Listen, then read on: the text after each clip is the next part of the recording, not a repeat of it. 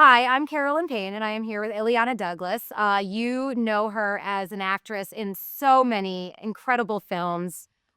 Just really a prolific film career. TV, I have to say, Seinfeld, one of my favorites. The Orange Lady, right? Garrett Girl. Yes. Yes. And she is also a filmmaker, producer, and author, and we will get to that. And you are a Connecticut resident. Yes. Yes. So, first off, let's talk about how did you get started in acting? Uh, it sounds like it's made up, but I was living in rural Connecticut. I first got the job as a hostess at a dinner theater, which unfortunately was run by gangsters, so it only lasted like 6 weeks. And so there was like my time in the theater, and then luck would have it that I believe it or not, I did see in the newspaper this little advertisement for a youth theater at the Hartford Stage Company. There was only one problem. You had to be a Hartford resident and you had to be an at-risk teen, meaning like you lived in the not so good area in So Hartford. your first acting assignment was posing as that? Oh, Exactly. yeah. I found someone who lived in a really bad neighborhood in Hartford. I faked my address and I got an audition for luckily there was no internet then, so I guess we couldn't check up. But anyway, I got myself into this group which was called the Hartford Stage Company Youth Theater. It was run by an incredible man who's now deceased, Clay Stevenson. Sadly died of AIDS in the 80s, but he had an incredible influence on me. And it really changed my life in the sense that it we got paid. We did all aspects of theater. We did small parts, we did big parts, and we I did this for 3 years, and it really set up for me again, just the kind of stability of the theater, meeting people that we all sort of shared the same dream, and then also realizing how hard it was gonna be because they were really tough on us.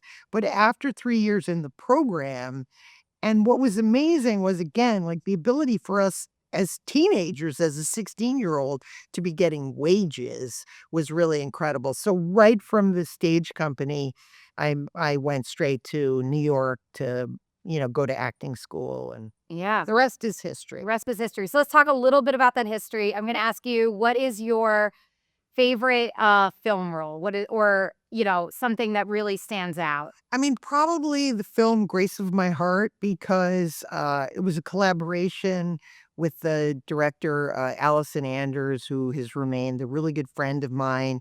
It was another opportunity of somebody I was doing a lot of independent films, and I was up at Sundance, and I saw her film Gas Food Lodging, and I really just reached out to her and said, I which can sometimes work, just to say, I love your films. I would love to work with you in any capacity. And so we met. And then after we met, we tried to come up with a project and ultimately it was Grace of My Heart. But it was really, it was just an incredible collaboration. It was about music. It was about the Brill building. It was about a woman, finding her voice. So there was a lot of parallels of Allison's life and my life. And Oh, it's like much more personal. yes, now I will say that on the same day that our movie was greenlit, Kevin Smith would his movie was greenlit was like about a couple in a mall, and he got $10 million, and we got $5 million to do a musical. So uh, Yeah. that was kind of hard, but The important thing is it got greenlit. it got greenlit, and we were jumping up and down until we found out that Kevin Smith got $10 million to shoot in one location, but again, going back to the Hartford Stage Company and that, as I said, it really set me up for life that, like, okay, we gotta get together, we gotta do this thing quickly and all hands on deck, and I in a sense, I really appreciate that. I mean, I love doing independent films because of that. I think that that's kind of the cool thing with theater and film is like even at the highest level, there's this sense of camaraderie and this sense of hustle that Yeah, mean, sometimes when you don't have any money, it obviously forces you to be creative, but it also forces you, like when you're doing a big budget movie, everybody is in their own trailer. And when something is low budget, you're kind of all together. You're shifting from one yeah. room to another. And so in a sense you have more collaboration because everybody's hanging out and listening to music and It's a different bonding exactly. experience. It's like getting to be at summer camp. Very much so. Which again was like my experience at the stage company. Yeah. I was sharing music and songs and things like that. So, through all of your, career and acting, you now have become an author and have written a couple books, including a memoir and then a book about film in Connecticut. Mhm. And that's that book is really fascinating. So talk a little bit about that book. Well, the Connecticut in the Movies book I wrote because having grown up here, I was always fascinated by, when you see a movie about Connecticut, as many of you know, it's usually you see a couple and they're driving to Connecticut. You go, oh, something really horrible is about to happen to them now. As well. Yeah. And yet Connecticut has such a history going back to the silent era. They were making movies here in the silent era, and then I wanted to talk about the identity of Connecticut, of that because Connecticut never really grabbed onto its own identity in films. So many different filmmakers have used Connecticut for like a horror movie or a Hallmark movie, and, it's been all sorts of different things, so I wanted to do what I call a road trip through the state and talk about the films through the state and talk about how our identity has changed through from the '30s, the '40s, the '50s, the '60s, and so it's 100 films. Again, everybody is really surprised that aside from Mystic Pizza, that there's been about 300 movies that have either been set in Connecticut or place, Connecticut as a location.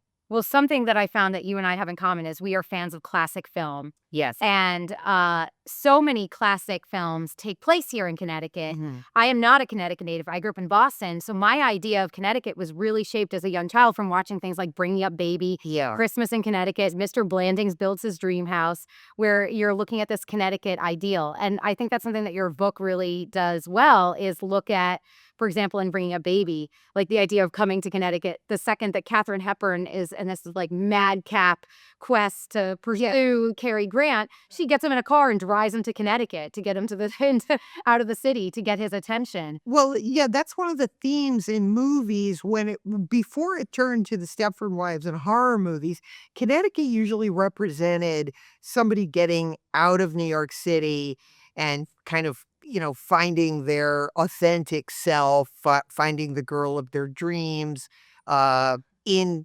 Connecticut, and that's what so much of Bring Up Baby is about. And but yet, in all of those films, Bring Up Baby, Christmas in Connecticut, and Mr. Blandings, they all have organic Connecticut origins. In Bring Up Baby, it's the Peabody Museum is and the Cary Grant character, it sounds hard to believe, is actually based on a real paleontologist who was at the Peabody Museum. At Yale, I did Yeah. not know that until I know. So those and Mr. Blandings is based on a real author who worked for Time Magazine in the '40s and built a house here. And so it's for people that especially want to make movies, what is great about the book is that it creates a blueprint of the state so that you can say to people, listen, we're a lot more than, Greenwich or Darien. It gives you this whole vast sort of landscape of all the different genres, classes, etcetera, that are here in Connecticut. yeah, it's very fascinating, and you have them here today. I suggest buying this book, and it's a beautiful book too. It's like a great coffee table book. Yes. And So, yeah, it's really wonderful, and it's it would be such a fun journey to watch all these films and just, like, make that your whole you did a podcast, before. Has there been a podcast made with somebody watching all these films with this book and going through it? No, not yet. I would love for somebody to do I mean, that. I think I just found my new life journey here. There's even what there's a chapter on called Creepy Connecticut where it's got like some of the crimes and a couple unsolved murders. You could Yeah. that would be a good Yeah, podcast. true crime podcast. Yeah, we were nailing it here today. I don't have a new plan going forward, but so in writing this book and being a Connecticut resident, and really just coming from such a background in film, and what makes Connecticut film so important to you? Why be here today and be speaking to Connecticut as being this new like Hollywood East push for that? What do you think makes it special here? Well, the whole again, I write about this so much in the book that there have been really incredible Connecticut stories. To give you an example, Thurgood Marshall, who was the first Black Supreme Court justice, well, he got his start on this really big case here in Connecticut. And the filmmakers really wanted to make the movie here, but they couldn't get the proper tax credit. And so they had to shoot the whole movie in Buffalo. It's an incredible story. The film is called Marshall. I write about it extensively, but it's kind of sad that because it was shot in Buffalo, they had to use a lot of interiors. It doesn't quite have that Connecticut feel. Um, However, it is an authentically Connecticut story, so I suggest everybody, kind of check it out. But that is like the downside of that's what I was saying before. Because Connecticut does not embrace its own diversity and its own identity, that's why you just keep getting movies like it's gonna be a horror movie or. Hallmark, Christmas, love story, Exactly. sorry that if you were making those or in those. Yeah, they've all done it. It's okay. And so there's so many, there's so many interesting, which I write about in the book. There's so many interesting people here that you could do films about. There's so many interesting locations. Again, as you drive through the state, Yeah. it's not just the picturesque and the revolutionary, but there's also the industrial towns, which really kind of fascinate me. I go into great length talking about the rise and fall of industrial towns like Norwich, Waterbury, New London. And these are towns where if we could get people to make movies there, you go to certain places and they just know how to do it, like Litchfield, Kent, where they've taken their old abandoned factories and turned them into art galleries or studios, etc. And I feel like, those places, that I mentioned are Middletown, Connecticut, another one. They're so ripe Yeah. for us to be making movies here and have a real New England because again, it's only growing up here that how really interesting, it is. And I think I really want that was again part of the reason to do the book was so that more people would come here and understand there's so many different aspects to Connecticut to make films here. Yeah, and I really hope that that does. I hope that there is more films being made here and that you help open people's minds to the possibilities of Well, Connecticut. I wrote about, I end the book with a movie that I actually shot in Guilford, which was called The Green, and coincidentally, it's actually the only film, made in Connecticut that is centers around the green, and the Connecticut greens are so important. But, and it's a story about a gay couple who moved to New York, and he becomes a teacher, and then he's falsely accused of having an inappropriate relationship with a student, and the whole town turns against him. And we shot this whole thing in Guilford, and everybody in Guilford, got involved, and we were shooting in people's houses, and it just was such a wonderful it was the kind of experience I had wanted and hoped because you have that unique Connecticut architecture, you have the old houses, but you also have that, what I love is, again, that slightly sort of sinister undertone, you're walking across the green and you feel the sense of history of where you are and both the good things that have happened there and, also we did burn a few witches at the stake here. Yes, Connecticut is the start of the witch trial. I know. We don't take enough credit for that. We don't take credit for that. Witches are from here. We we, we were killing them way before Boston. Yeah, we started that whole thing. We started that horrible slaughter of women. I don't know why we don't take credit for that war. All right, well, thank you so much. Thank you. It's been a pleasure. It's been a pleasure. Yeah, thank you.